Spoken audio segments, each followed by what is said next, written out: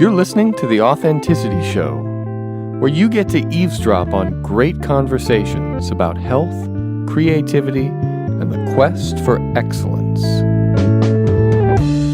Your hosts are Carlos Casados and Satch Purcell. This episode is a chance for us to get to know Carlos Casados a little bit better, so Satch will interview Carlos. Host on host, baby. Yeah. Carlos Casados. Satch Purcell. So Carlos, I'd like to ask you a few questions. I kind of want to interview you a little bit and take this opportunity to share who you are with everybody. Can we do that? Yeah, all right. Sounds great. So you are a neuro-linguistic programming expert. You're a master hypnotist. And you specialize in some things, don't you? You specialize in relationships and strategic communication and conflict resolution. How did that happen? Why those things? How'd you do that? Gosh, I think I'm drawn to the things that help me in my life. You know, I guess you could say that I'm a seeker, somebody who has been seeking to understand himself and to pursue the best course of action always and to learn from the choices that I've made. So you've been engaged in various mind-body practices for decades. Yeah. You know, we met as younger teenagers, and you were already engaged in mind-body practices at that time. I know martial arts has been a very big part of your life. Definitely. You've done a lot of martial arts and like you said, yoga and meditation. And it's interesting to me that you spent many years working with martial arts as a way of dealing with conflict, and you've gotten very good at that. And it's natural to me that you moved beyond that into more conflict resolution of the mind. Yeah. And that, you're right. It is a very natural thing for you. You've gone like way beyond physical martial arts into mental martial arts. And that's kind of what NLP is to you. This is what I see coming from you. You're right. Is that right? No, you're absolutely right. Maybe it's a tendency of being human that we find patterns based upon our cognitive bias, right? So if we have a certain filter that we're looking at the world through, it starts to show up for us in our perception. In NLP, we have an expression. It's perception is also projection. Perception is also projection. That's right. So you're, to some degree, creating this subjective experience. You're not just a passive,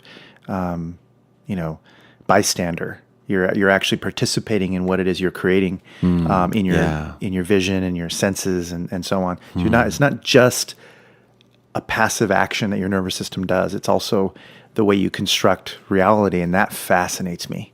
And you mentioned conflict resolution. Well, I guess you could say I've had tons of interpersonal conflict, personal conflict. Nowadays, I see conflict as not so much as a problem in the sense of a heavy thing, but the way a math problem is a problem. It's something to figure out. Okay. And there's this great saying that I totally agree with, that peace is not the avoidance of conflict. Peace is about transforming the situation that is in conflict into peace. Wow. That's just a paraphrase, but that's fantastic. I see you doing that. Yeah. I can tell that you've embodied that. And I'd very much like to continue to be, so involved in transforming the conflicts in my life that I do feel, somewhat constant peace. I would love to continue to feel that in my own life and to help others to discover that themselves. And that's in essence why I share it, because I have learned a few things about the nature of conflict and how to get teams working together and how to get individuals out of the struggle and back into the play, the dance that happens between, really aggressive situations and really passive situations, right. And finding that balance somewhere. Yeah. Well, balance might not be the perfect word for it. Maybe harmony is a better word. Sure. Because you're not always perfectly lined up in the middle of those two things. But certainly when you're dealing with something difficult, whether the situation is a passive circumstance or a very active, aggressive circumstance, you have to be centered. Right. So no matter what you do, if you're embodying more energy, more aggression, that can be an act of creating peace. Contrary to the way most people might think of it, you stepping it up in energy can often be the antidote to a situation that calls for it. And that can create the peace.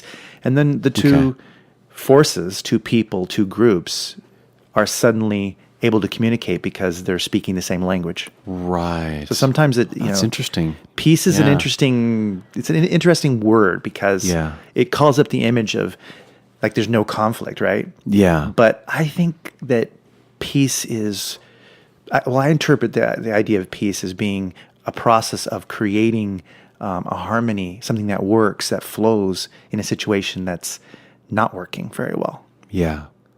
Peace is working. Yeah. That's great. It becomes active, rather than passive. That's neat. Yeah, because, an overly aggressive person certainly could stand to use a little more passive qualities maybe. To balance their behavior and to harmonize with other people and other groups. Yeah. But it's also true that an overly passive person needs to sometimes raise their energy level in order to match the circumstances. Which brings me to martial arts and Tai Chi. Yeah, sure, which you study as well. Let's talk about that. Yeah, so when I was in Australia after one of my NLP courses, one of my early NLP courses, I was spending time with a friend there who was talking about following versus leading and the different elements there. And we got into these really deep discussions. We would go on these really long walks. You're talking about, so when you say like following and leading, you're talking about like martial arts practice of like pushing and... Actually, this person was a dancer, but was developing a personal philosophy that centered around bringing out the value in following. Many times people think of following as less important, less crucial, and that leading is where it's at. But it flips on itself if you really think about it, because without followers, there is no leading. And who are you leading if you're not leading someone or something that's following? Then you can't have. So they're interwoven. They're dependent. Interdependent is a better word for it. Yeah. But also the interdependence of yin and yang. It is. Yeah, it's very much. It called to mind when I heard her talking about it. It called to mind the idea of Tai Chi. Yeah. The supreme interaction between yin and yang, and how that's expressed everywhere in nature. It's the grand ultimate principle of everything we experience. And in Tai Chi they talk about balance, but it's really the study of your balance. It's not in being able to not lose your balance. It's in understanding what's going on that causes you to lose balance. And studying how to regain your balance from any position and any situation, because you're going to be living life. There will be constantly things affecting your balance, and if it's not, then you're stagnating. So we have to be in a position to grow and learn, and we have to expand our comfort zone to include things that are not comfortable or weren't comfortable up to that point. Yeah. So it's about growth and expansion, and so conflict resolution was something that came up several years ago as we went on these long walks, and we stopped, and this person was also an NLP master, and he said, we ought to share this concept with the world. And that's when the conflict resolution workshops that we had started to develop started to kind of have its roots, and we started writing ideas down and then giving this workshop in different forms all throughout Australia. And that's what I've done here in the US too, a couple of times. I'm working on reformatting the structure of it, but I really believe that it's an open-ended topic. Like whatever I teach now in that area, there are many levels of it, and even many ways to convey it, and many applications from the corporate to the interpersonal, at home, in your life, just as an individual. So many applications for conflict resolution.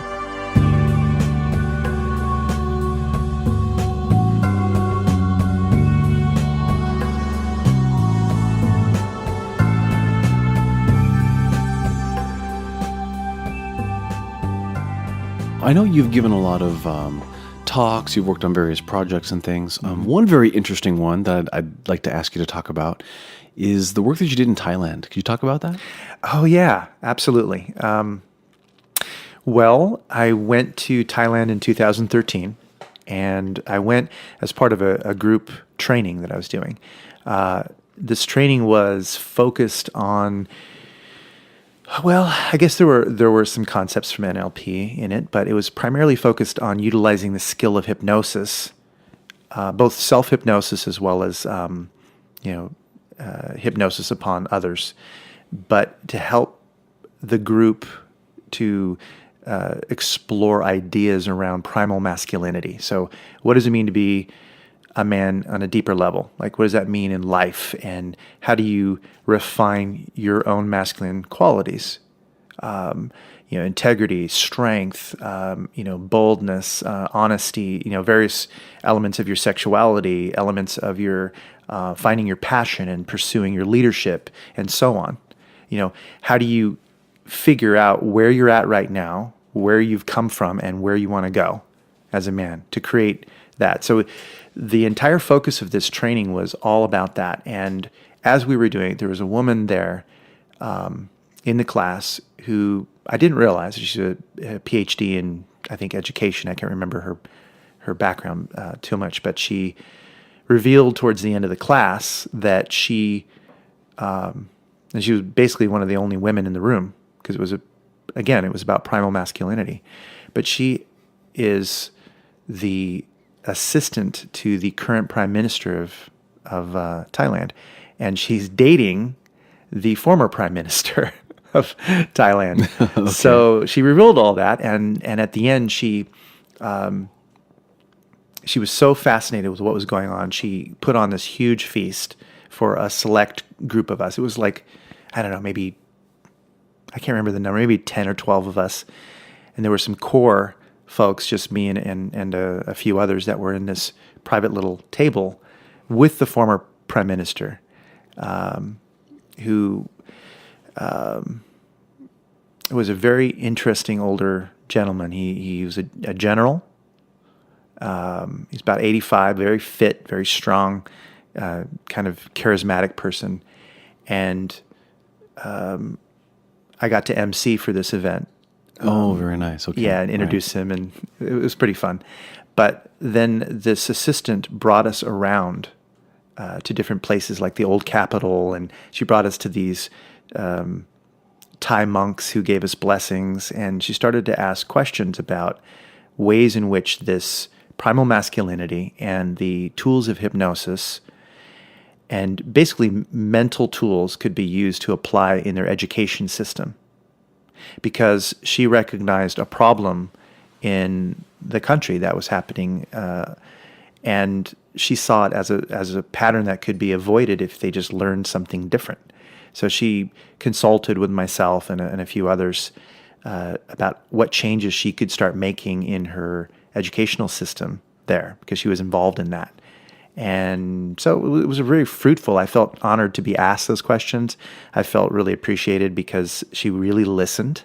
And I feel like in some important but small way, I made a difference for Thailand. And it was a really good feeling. Oh, I left very feeling nice. like maybe what we learned and what we did there and what I did there was going to have lasting effects on the youth in Thailand. So, very nice. yeah, I thought that was really great. That's really neat. Speaking of education, it makes me think of childhood. So I'd like to ask you a little bit about your childhood. Yeah. Now, your parents were both artists in their own way. Yes. What kinds of art did you grow up seeing, and how did that influence you into who you are today and kind of what we're doing? So I grew up with a lot of fine arts. My father was an art instructor, a painter, and my mother was a classical pianist. So There was visual arts and there was musical arts around me. And actually, my elder siblings got involved with acting and singing, and so it was really a creative household. And although we had a divorce early on in my childhood, and I bounced back and forth between homes, I was exposed to a lot of different kinds of art, and it definitely gave me an appreciation for the creative process. I think there was, despite conflicts and things that were there in the home, and I developed an appreciation for the creative mind. When I was a little kid, my sisters taught me things as well. And they were interested in a variety of topics like astrology, numerology, and the mind. So I think I got my first introduction to those things just by the suggestions of my older sisters. One of those suggestions was really cool. I was talking about dreams, and one of my sisters, I can't remember which one, but she told me, you can control your dreams if you just go to sleep and tell yourself really strongly that you're going to be able to wake up in your dream and have control over it. And so I did that, and I think I accepted it on faith, and sure enough, I was able to have lucid dreams after that. So that was pretty cool. Also, when you're a kid, your imagination is all over the place, and I had moments of fear where my imagination was running wild with me. And my sisters would tell me to say my prayers and to imagine being surrounded by white light as a protection and things like that. I think that was a creative use of the mind, and it had the effect, the intended effect of creating a feeling of safety. And that was my first real experience with directing my attention and changing the way I feel by using my imagination. So that creative environment was really helpful for me, and I learned a lot from it. Now, your mother also was very much involved with yoga. She was a yoga instructor, I believe. Still is. And she still is, yeah. Yeah, how did that affect you? I didn't like it as a kid. Really? I'll be honest with you. Yeah, it's funny because I know you today as a guy who could talk about yoga and enjoy yoga. When I say I didn't like it, let me qualify that. There are elements of it I didn't like, but I still was fascinated with it at the same time, and I grew to like it. I appreciated that it was unique and different, and like all children, we resist things that are too different and strange at first. But then after a while, you start to appreciate that very same thing because it's different. Yeah. And, she was eating different, and there were different smells in the house because she was burning incense, and I didn't know what to think of it. But all that was just silliness. It was just, maturity that needed to happen. That's all it was. And, she introduced me to a lot of these really great concepts like, being still, closing your eyes, breathing deeply, and then focusing your mind. Meditation, going inward. I felt an inclination to do those things, but she showed me a method to do it. Yeah. And so there were things about that I really like, and I really appreciated and grew to appreciate so much more as I got older. Because she was studying Indian spirituality, there was an element of Indian culture that was brought into the house. So that meant curries, so unusual smells, right? Different I said that earlier. And flavors. Flavors and things that were unusual for me, for my palate as a young person. But again, you won't find me complaining about Indian food these days. That's right. It's like, bring it on, right? Yeah. Hearing the strange sounds of the different language, different terms, she changed her name to Satyavati, which is a beautiful name. Yeah. But again, it's about growing up, because as a kid, I don't think I had a hard time with that. But sure. But it wasn't long before I got so involved in Chinese martial arts that it became easy for me to not only accept it, but like it. Yeah. And I started martial arts fairly early. Okay. How old were you when you started martial arts? I started martial arts, I think I was 9. Okay. 8 or 9. So, after my initial dip into martial arts, which was through Taekwondo, which was kind of whitewash. It was the American Taekwondo Association, right? Okay. But shortly after that, it was Kung Fu. And I'd already been watching Black Belt Theater and Kung Fu Theater on Saturdays. And, it was all about seeing all this Chinese stuff. Master of the Flying Guillotine. And so as I started to learn more about the Chinese martial arts, and it got very technical, philosophically, and concepts about medicine and food, and again, strange smells, strange tastes, right? Right. It became so easy. It was almost instant that I just automatically started accepting everything about, my mom's interest in Indian culture and meditation. I really just need my own outlet. I've been begging my parents to take me to martial arts for a while, and it took them a long time. So I started at, let's say 9, but I had been begging to do martial arts probably since I was 4 or 5. Okay. And it took a while to convince them. Can I share a little cute story about that? Yes, please do. I'd love to hear this. Okay. Yeah. So I had been begging for a long time. In fact, my mom tells me that people ask me what you want to be when you grow up, and the answer was usually something like Kung Fu Master or Jedi or Wizard or something like that. Usually Kung Fu Master. Yeah. So for a long time, I kept getting no to studying martial arts. And finally, I watched this one Kung Fu movie. I don't even know what it was. I just remember it ended in the sunset, kind of like the old Westerns would, right? Sure. And I was in tears because the story, however silly I might think that story is now, I was moved by that story. Wow. I mean, he had all these bad things happen, and he learned Kung Fu, and he finally beat the bad guy and got revenge and all this stuff. And he went off into the sunset with a torn shirt and blood on his chest and blood on his face, but he won. Yes. And it was so triumphant that I stood up from my bed immediately, and I stormed down the hall to my parents' room, and I flung open the door, and I said, I want to study martial arts. I was like so adamant about it. And I think it was my stepdad that kind of looked up at me like, he was waiting for this to happen. Yeah.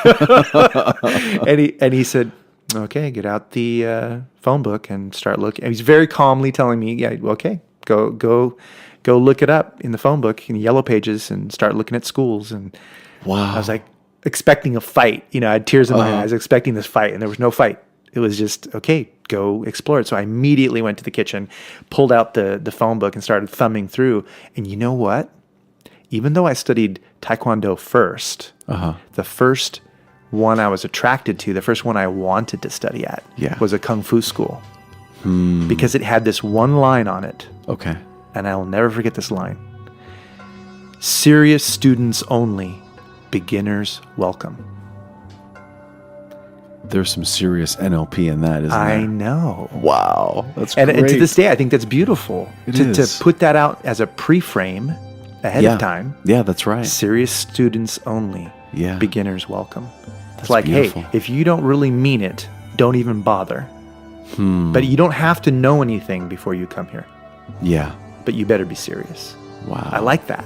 Wow, I like that's the beautiful. boldness of it. I like the clarity of it. It attracted me because, by golly, I'm a serious student. Right. I really want this. I've been wanting this for years, and I've always known I wanted this, and here I am looking. I'm a kid. I'm looking to try to figure out. Now, I didn't study there at first because it was a little far at that time, and I think my parents wanted to keep it local. Sure. But eventually I did study there. You did? Wow.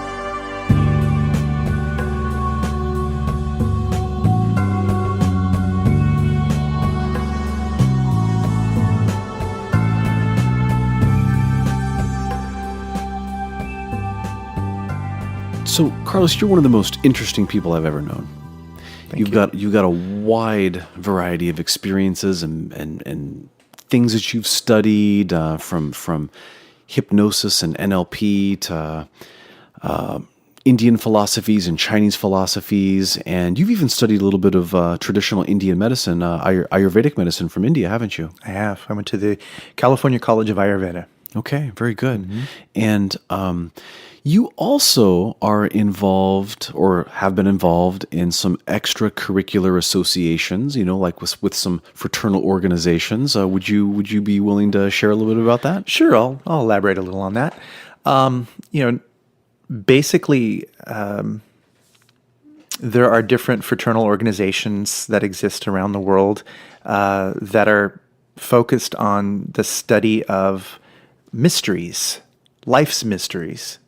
And one of the ways they go about that is through studying the teachings of ancient teachers and masters. And there are a variety of them. I've belonged to a couple and have studied many. So when I say belong, I mean, had memberships in. And when I say study, I mean having read and explored that way. Okay. So fraternal organizations like, I think one of the most common ones people know about is the Masons, the Freemasons, right? Okay. And there are a variety of fraternal organizations of all kinds. There's even Christian fraternal organizations. But what we're talking about now is not specifically Christian. It's focused on, I guess what you might call esoteric or occult studies.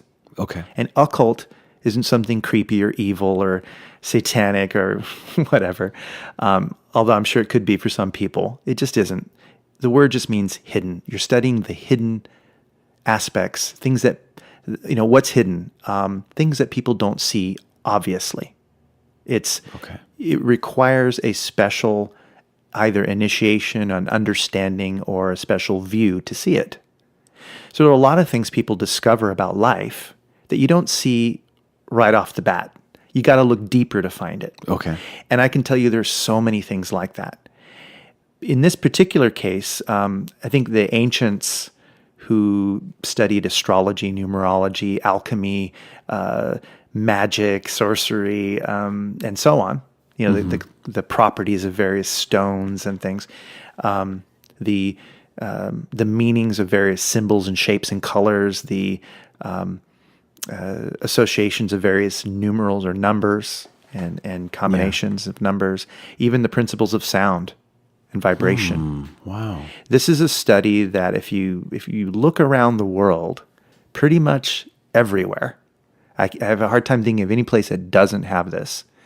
I mean, Egypt, India, China, the Native Americans, all over Africa, and so on.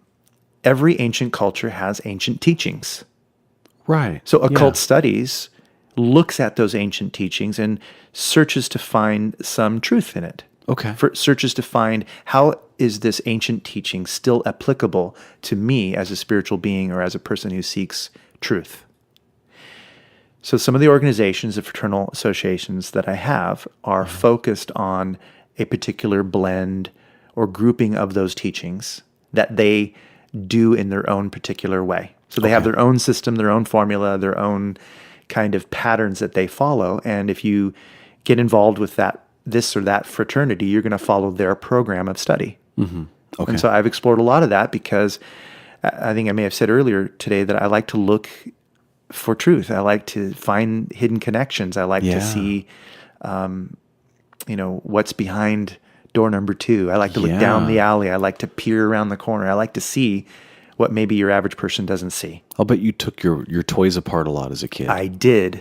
And my mother will tell you that it took forever for me to do the dishes or even to take a bath because I was always taking all the bottles, opening them up, pouring them, mixing my little alchemical solutions, and they would just shake their head and roll their eyes like, oh my gosh. Oh, that's funny. He's never going to be finished with this because I thought, what if I discover some new property that no one else has discovered? My curiosity was overwhelming and I had to do it. Yeah. Oh, that's so great. Naturally I was drawn to learning about astrology and numerology and things like magic, because magic is all about becoming wise. The magi were the 3 wise men. Beautiful. Right? Yeah, that's nice. And I believe that without being superstitious, you can have an appreciation for the idea of magic. And I look for magic everywhere in my life. Yeah. And there is the prestidigitation, right? The sacred deceptions that an illusionist might do. Okay. Like a David Copperfield or a Darren Brown. And then there's the esoteric kind of magic that involves the use of the mind, various forms of prayer and chanting and visualization and perhaps ritual, to accomplish a psychodrama of some kind that might cause a change emotionally, might cause a change in mindset. It might help a person to really focus on what it is they want to accomplish. And I don't believe in being slavish about how you go about it. I think that if you're studying esoteric traditions of the past, you still have to apply natural skepticism. You have to apply elements of critical thinking, definitely. But it is a subjective and abstract study. So there are elements of it that are just experiential and have nothing to do with analyzing or being critical. They have everything to do with allowing the experience to happen. And that's where mysticism comes in. Because the mysties, right? Your exposure to that which is the unseen world, and that which is beyond our everyday physical reality, we have a subjective experience that we can receive initiation into. And that's what it's all about. So, Carlos, is there a connection to what you're talking about now and NLP? Believe it or not, there is. One of the co-founders of NLP is very interested in magic. In fact, one of the earliest books on NLP is called The Structure of Magic, and there are 2 volumes to that. In those books, he refers to the language patterns as incantations, as if to say that by using these patterns, you're going to get magical results. So he makes references a lot to esoteric things in his teachings, and many people in NLP have used the concepts of esoteric magic as inspirations for the hypnotic tools. There are ways of envisioning various ideas that are useful. They're useful paradigms, useful ideas to work with. So I'm not the only person to make that connection. I don't think it's a requirement. There are people who practice NLP who don't see it that way, but many people do. And even one of my primary hypnosis teachers has used magic as an inspiration for some of his more advanced work. And we've talked about that a couple of times. But let me give you a more practical example. So I do public speaking for companies and universities, things like that. And to some degree, whenever a person gives a speech, their internal representations, their ideas are getting absorbed and modifying the ideas of the people who are listening to them. So right there you have an idea that is generated from your mind. It is imbued with passion, feeling, and it's shaped in the form of persuasive language, and various words are used and chosen to represent the ideas. And then the ears and the minds of the people absorbing that information, well, it's possibly persuading, changing, transforming their mindset. And then when they go out into the world, they make changes, they make decisions, they make choices, and that causes a physical change in the world. So right there you have an example of something that starts in the mind as an imaginative idea and then becomes a physical, real-world result. So I'd say that sounds pretty magical, don't you? Yeah, absolutely. Yeah. Wow. Well, thanks for sharing that. Sure. Yeah. Well, I feel honored and excited that you get to be my partner on this journey for this authenticity show. Me too. What a gift. Yeah. So cheers to exciting journeys. Hey, absolutely. I'm so looking forward to this.